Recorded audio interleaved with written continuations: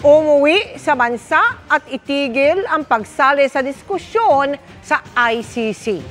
Payo po yan ng Justice Department kay Attorney Harry Roque. Sabay hamong harapin niya ang reklamong qualified human trafficking kaugnay sa Pogo.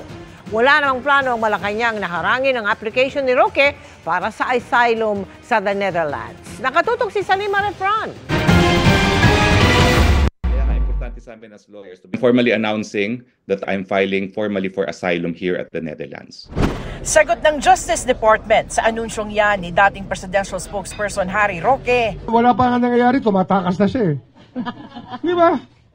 Hindi, harapin niya. Wala pang kaso. Diba? Abogado pa naman siya.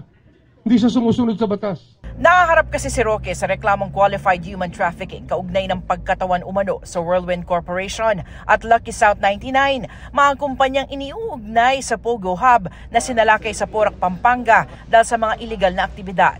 Submitted for resolution na ang reklamo kay Roque at sa iba pang kasama sa reklamo tulad ni Cassandra Ong. May arrest order din laban sa kanyang House Squad Committee dahil sa hindi pagsipot ni Roque sa mga pagdinig. Payo ni Remulla kay Roque, umuwi na at itigil na ang pagsali sa diskusyon sa ICC. Sinisiksik niya yung mukha niya para maging relevant siya. Hindi naman siya kailangan dito eh. Nag-withdraw It's not even the issue. Nag-withdraw na daw siyang as lawyer, ICC lawyer. Kasi Miski na, irrelevant pa rin siya. Kasi ang pinag-uusapan dito, human trafficking. Yung mga akusasyon sa kanya. May tugon din si Remulla sa pahayag na ito ni Roque. I am confident that I can prove political persecution. Wala kaming ano sa politika sa kanya. Walang bilang. Wala siyang bilang sa politika. Sabi rin ng palasyo, mas maganda po siguro na unahin niya munang i-represent yung sarili niya, ipagtanggol ang sarili niya bago magtanggol ng ibang tao.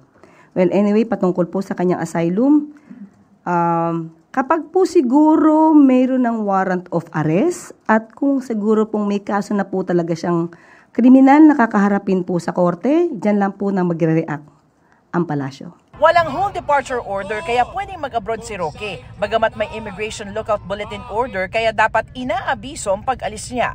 Pero nakumpirma lang na nakapag-abroad na siya nang sumpaan ni Roque ang isang counter affidavit sa Embahada ng Pilipinas sa Abu Dhabi. Iniimbestigahan na ng Bureau of Immigration kung paano siya nakaalis ng bansa.